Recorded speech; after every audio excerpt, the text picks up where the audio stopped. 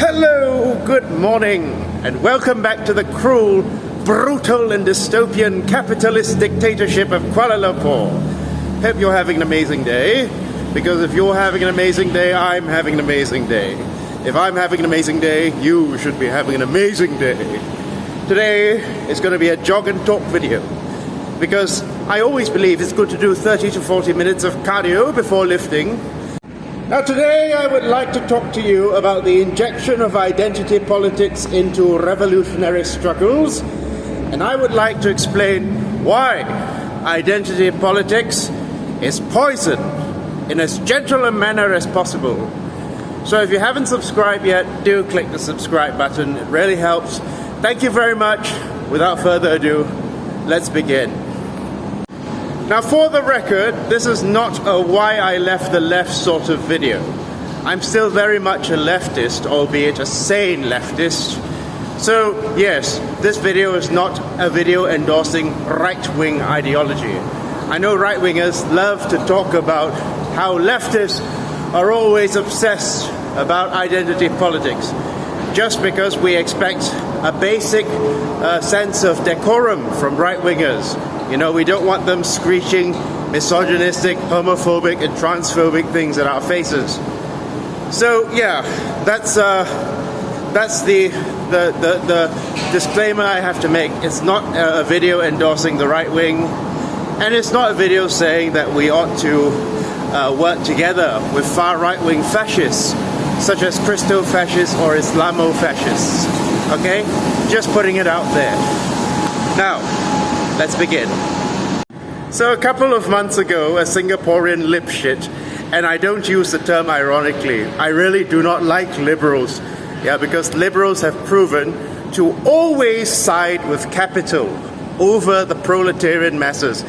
If they had to choose which dictatorship to have, they would rather have a dictatorship of the bourgeoisie over the dictatorship of the proletariat. So first of all, I don't like liberals, Anyway, this Singaporean lipshit ironically called me a counter-revolutionary. And do you know why he called me a counter-revolutionary? Well, because I wasn't bashing the Malays enough, apparently, because the Malays are supposed to be the privileged class in Malaysia, and the non-Malays, especially the Chinese and the Indians, are the underprivileged people. So because I wasn't putting racial politics at the forefront of my class struggle, and basically I was basically calling out anybody who was saying racist things about Malays in the same way I would call out anyone who says racist things about Chinese or Indians. I was apparently a counter-revolutionary who was self-hating of his own race. Well, this Singaporean lipshit, also went on about how, a Peranakan cannot be a socialist because Peranakans were apparently richer in the colonial times than most of the people in Chinatown. Peranakans didn't typically live in Chinatown. They tended to live in more affluent neighborhoods. Because Peranakans, as you know, those of you who come from Malaya or Singapore, were the Queen's Chinese.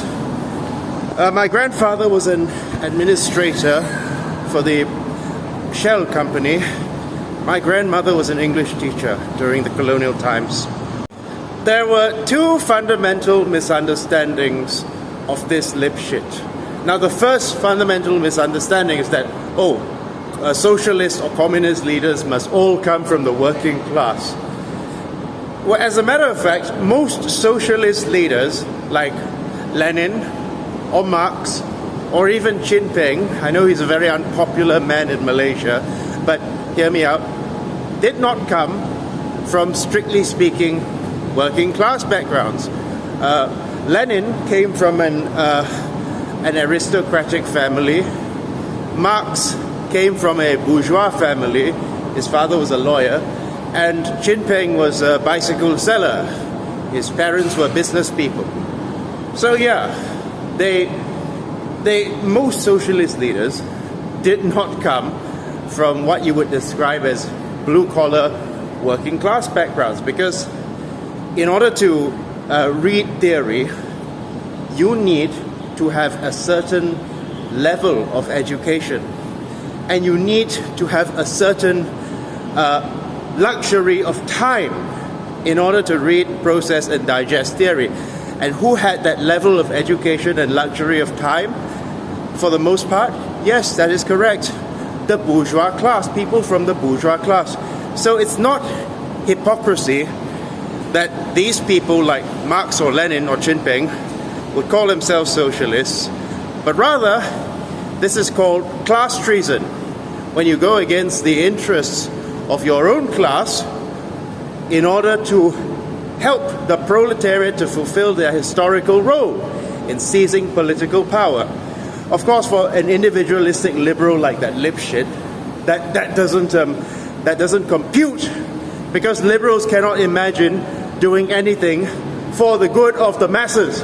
Liberals are individualistic. That's the first fundamental error, thinking that, oh, all socialists have to be working class and preferably poor, which is an idealistic vision of socialism.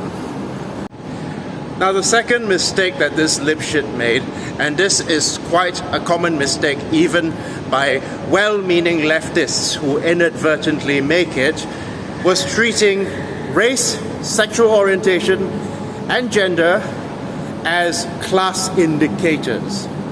Now, the fact of the matter is that, yes, while the Malays in this country do have affirmative action to their advantage, right? Which, as I've mentioned, started out as a well-intentioned policy because they were thrust from feudalism to capitalism in 1957.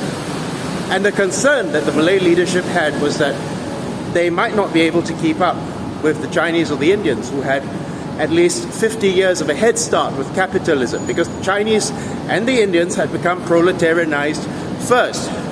So in order to safeguard their position, that was why affirmative action was introduced. So the fact of the matter is that liberals look at things in an idealistic sense. So they look at it as through a moralistic lens.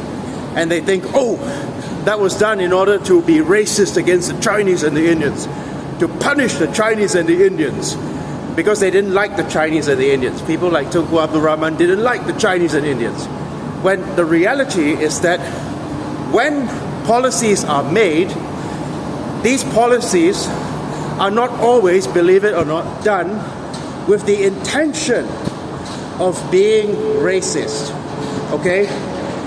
At least the intention is not there, but it inadvertently becomes so, because the Bumiputra policies, or the affirmative action for Malays and the 15% housing discount for Malays, is being taken advantage of by upper crust people in the Malay community.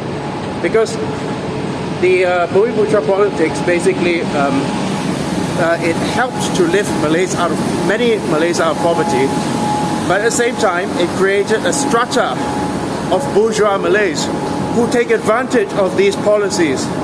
So while they continue to advance economically, the Chinese and the Indian proletariats are basically left at the wayside, as well as the rural Malays in the villages who don't get the best tutors and the best schools.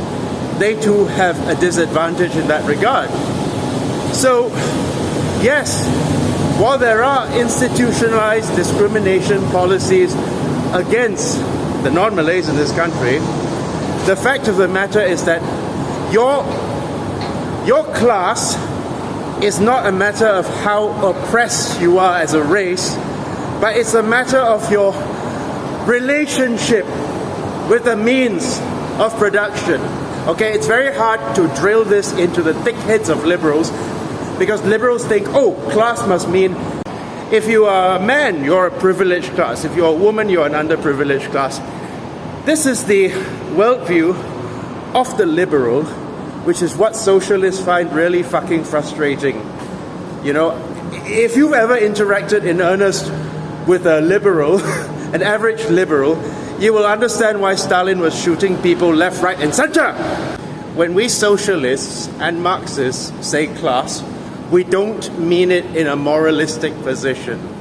What that means is bourgeoisie and proletariat are not moralistic terms. If you are part of the bourgeoisie, that means you control the means of production. Capital, like factories, the resources used to produce raw goods, and so on. And if you're a proletariat, that means you have to sell your labor power to a capitalist to survive. But these are certainly not moralistic terms, first of all, yeah? These are simply terms that define your relationship with the means of production. And second of all, just because a person has more money, it doesn't mean he's in a higher class, so to speak. That's liberal idealist bullshit, basically. Because, for example, you could make $1 million busking on the streets, right? Okay, that doesn't mean that you are necessarily in the capitalist class, even though you're richer than most capitalists, okay? If you make your money from street busking, because you didn't earn any of that money from wage labor. You didn't, what I mean is you didn't exploit anyone by extracting their surplus value, okay? Second of all, when we say that capitalists exploit the workers, we are not envisioning evil Dickensian villains thinking of how they're going to oppress the workers. Just like Marx said, a capitalist is simply a rational miser. So we see capitalism as the necessary next stage in human development after feudalism. But in order to sustain the capitalist system, or rather in order to stay alive, capitalists are compelled to cut corners, overwork, and underpay. And this is again not a moralistic attack against capitalists, but rather an observation of how capitalists have to stay alive. Of how capitalists stay alive in an increasingly cutthroat market, right? Because there's the profit motive under capitalism. So while capitalism in the beginning bore luxurious fruits, and it certainly did uplift many people out of poverty, make no mistake, many people all over the world who would have remained peasants under the feudal system for life, they would have remained peasants for life, had for the first time upward mobility. Marx actually praises the bourgeoisie in the first chapter of the Communist Manifesto as being the most revolutionary class to date, because what they have done is they have revolutionized the instruments of production, and really they have uplifted the living standards of many people throughout the world.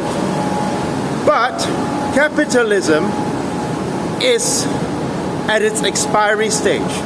When we oppose capitalism, we don't oppose it on a moralistic basis, but rather on a scientific one, because capitalism has borne its luxurious fruits, and it has started cannibalizing itself now, because capitalism operates on the premise of limitless growth. But when you have limited resources, you cannot have limitless growth unless you start exploiting other nations. And that is how colonialism started, with the profit motive of capitalism, yeah, at least modern Western colonialism. Do you know the story of the Toyol? In Malay folklore, there's a monster called the Toyol, which is basically a black-colored monster, no racism intended, that looks like a baby. Now, the Toyol has magical properties. The Toyol can grant you your wishes. The Toyol can make you very rich indeed. But the Toyol only demands that you feed it. and boy, does it have a hefty appetite. So, there's a story that this man gets a Toyol, right? Toyol is actually a demon in black magic. And at first, he can feed the Toyol. The Toyol makes him a very rich man. But eventually, there's no more food left in the village to feed the Toyol, because the Toyol keeps getting bigger and bigger, and the Toyol, well, starts consuming the village's chickens and goats and cows. That is basically capitalism in a nutshell. The Toyol is basically a metaphor for capitalism. Yes, capitalism is like a creature that started out beneficial, but has now reached a point when it has grown too big for its own good, now it is time to put that creature down. And to put that creature down, the proletariat, or the working people of the world, have to play their historic role of seizing power from the capitalists in the same way the capitalists seized power from the feudal classes by chopping off the king's head, for example, because they recognized that feudalism was an outmoded system. And now we recognize that capitalism is an outmoded system. So I'm not advocating chopping off anyone's head. I'd be happy if people could, if power could be seized peacefully, but that's just historic reality. In fact, another reason why Marx was very happy with the capitalists is because the capitalists have now simplified class antagonisms and broken the world into two hostile camps, worker and bourgeois. And basically, this stage of history that we live in, capitalism, is known as the final stage of class antagonisms to most Marxists. Because the next stage is going to be the socialist stage, when political power gets transferred to the proletariat, to the working class. And then eventually comes the withering of the state, when classes subside altogether. And then you have finally got the classless society that Marx envisioned, free from class antagonisms, where we can all get along. But we don't live in that world yet, yeah?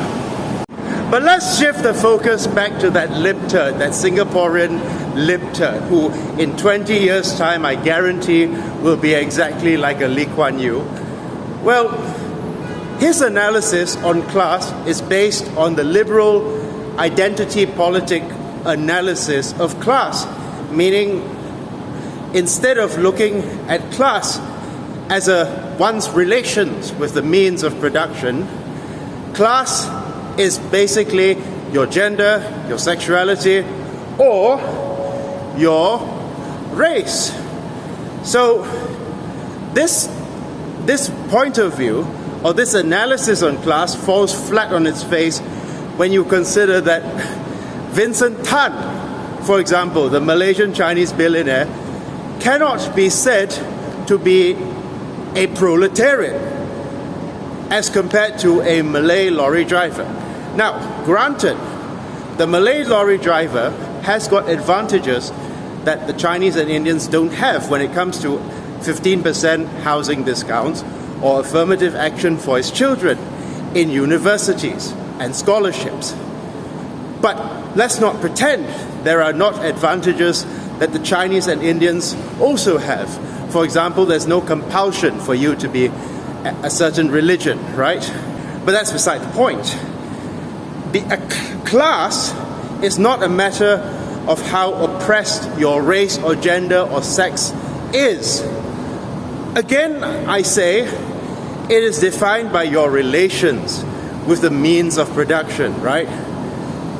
Believe it or not, there are gay people who are also reactionaries. There are gay people who are also capitalists, yes? And at the same time, that it doesn't mean that they aren't oppressed for their sexuality. But that doesn't mean that they are in the working class. Because working class, as I mentioned, is not a moralistic term, it is a scientific socialist term. And you'll often hear Malaysian liberals waxing lyrical about how we need to abolish race-based politics. They keep going on about how, we need to abolish race-based politics. And yet, they've been saying this for decades, right? They keep saying, abolish race-based politics, give equality to all races, end affirmative action, make the Malays stand on their own feet and compete with everyone else. That's the liberal battle cry that has been said for decades. Now, why on earth would race-based politics be abolished by the capitalist ruling class when race-based politics are part of the superstructure that keep capitalism on life support? Yes, race-based politics create divisions among the workers and create a sense of distrust between the races in Malaysia. And the fact of the matter is that there is no reason why a capitalist or the ruling class would abolish race-based politics when they have been proven to be so effective in dividing the masses and creating animosity between the workers of different races, yes? And second of all, okay, you're not going to get race-based politics ended unless you move to the socialist mode of production, in which they will wither away, because race is no longer relevant when everyone considers themselves to be a class rather than a race, right? So you can't do away with race-based politics under the capitalist base, because they are part of the superstructure that uphold the capitalist base, okay? But the problem is liberals also want to have their cake and eat it. They don't want a socialist society because they feel that it would be rewarding the undeserving Malays, even though, the fact of the matter is that the rich Malay elites get salmons and tunas, while the poor rural Malays are getting anchovies when it comes to racial benefits. And even then, the fact of the matter is that as wealthy Malays in power continue to play racial politics and continue to tell the Malays that their enemies are the Chinese or the Indians, they continue to enrich themselves and send their own children to international school while they continue to instill a false consciousness in the masses in believing that race and national identity is the most important thing. It's not. But rather than trying to instill class consciousness in the misguided masses, because people are not born with class consciousness, you have liberals just going on about how, Malays are the privileged and racist and reactionary class. They have no revolutionary potential. When in reality, it's our job to inspire class consciousness in the people, okay? I'll even go so far as to say that under Jim Crow America, okay, black people suffered from institutionalized racism. Much far worse than how the Chinese and Indians in Malaysia suffer. To compare our experience with a black person in Jim Crow is like comparing a headache with cancer, okay? But even then, even in the 1950s America, you cannot say, for example, that whites and blacks are in different classes. Yes, it's true. The white laborer, for example, might be allowed into certain restaurants and certain establishments, while the black laborer would not be allowed into those places, right? The black laborer was oppressed for his race, and the white laborer comes from the dominant majority race, just like the Malays. But that doesn't mean that the black laborer and the white laborer are from different classes. Because class, as I keep reiterating in this video, is your relation with the means of production.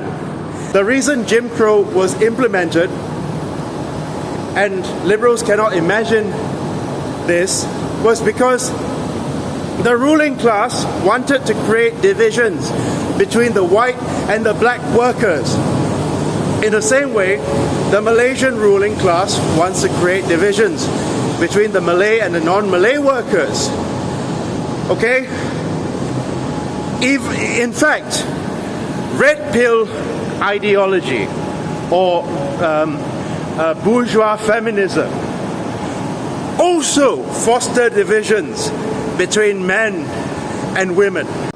Yes, thanks to misleading ideologies like red pill or bourgeois feminism that pits men and women against each other, that makes men and women think of each other as enemies as opposed to potential collaborators against the ruling class. These ideologies are also created by members of the ruling class. You know, people like Jordan Peterson, Andrew Tate. Do you think these are people who are among the masses? No. These are reactionary, ruling class people in the same way the girl boss bourgeois feminists are also part of the ruling class, or at least they serve the ruling class. You hear red pill men saying that, oh, you know, the men have to build value. Oh, men are worthless. They're treated as nothing until they build value. But the thing is, you never hear them complaining about Tan Sri's sons, even though Tan Sri's sons don't have to build value. They inherit their wealth from their bourgeois parents, right? And many women also work very hard, because many women also have to struggle to put food on the table for their families, okay? And at the same time, you have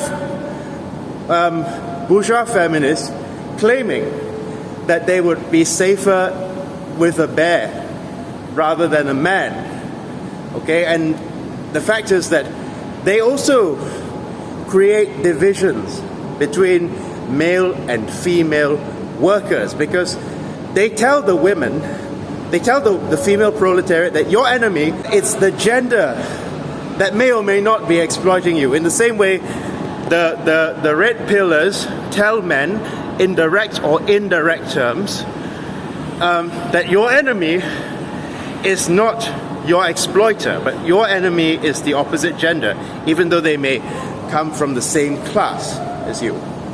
So we've established how gender and racial identity politics create divisions and distrust among the workers.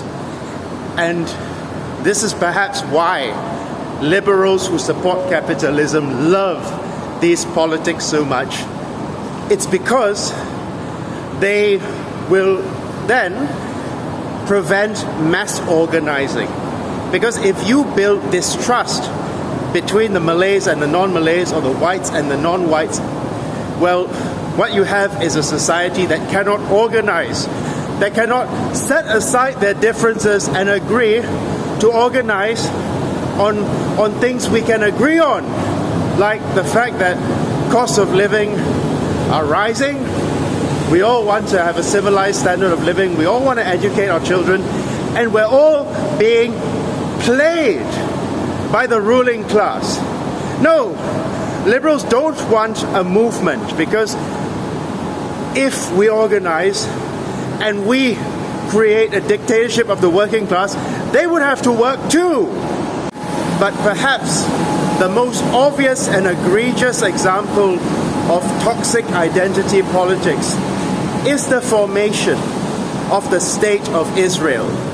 Now, the supporters of the State of Israel say that, oh, they have to kick out the Palestinians and they have to commit atrocities and genocide against the Palestinians because, well, the Jews were persecuted throughout history, even though many Jewish people do not identify as Zionists and do not really believe in the necessity of an ethno-state with a Jewish majority. Okay? The fact of the matter is that Israel was actually created as a way for the anti-Semites to solve the problem of Jewish Bolshevism, because Churchill also did not like communists, and Churchill did not like Jews, because Churchill, believe it or not, thought that Jews were likely to be communists, because, well, Karl Marx was a Jew. But anyway, the fact is that Israel was also created to stifle class consciousness in the Jewish people, because you had class-conscious Jewish people like Rosa Luxemburg or Karl Marx who were trying to get the Jews to see themselves as part of the working class rather than a race or a religion.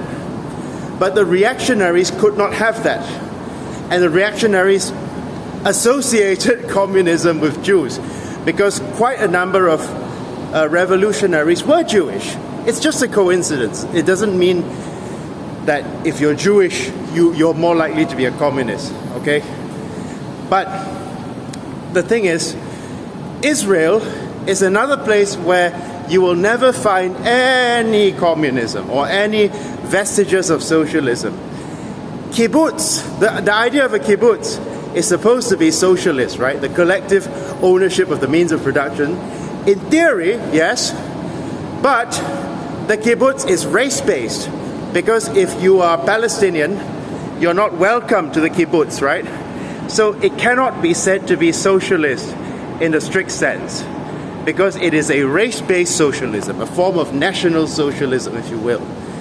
So Israel is basically the final boss form of identity politics. When you treat a group as a group that is deserving of more rights than other groups because of historical grievances, that is the fundamental basis of identity politics. And the thing is, class-conscious Jewish people recognize that Israel is a reactionary, Western-backed imperialist project, right?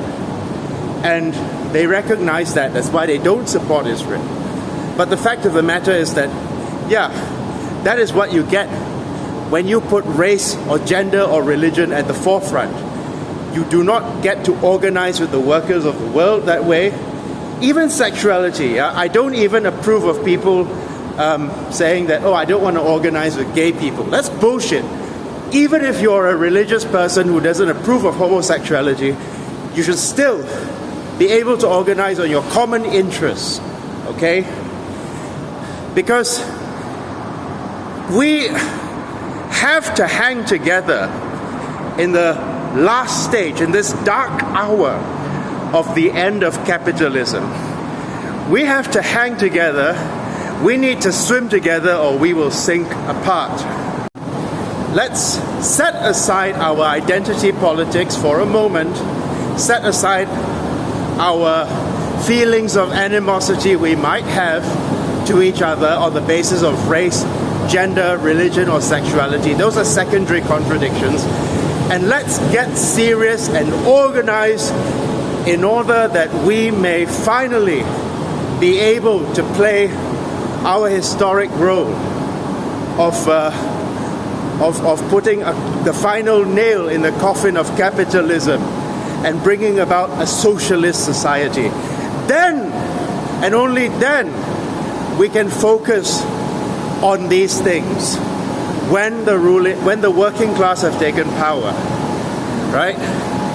So let's be pragmatic and let's not get distracted from the main issue at hand. Thank you. Have a wonderful day.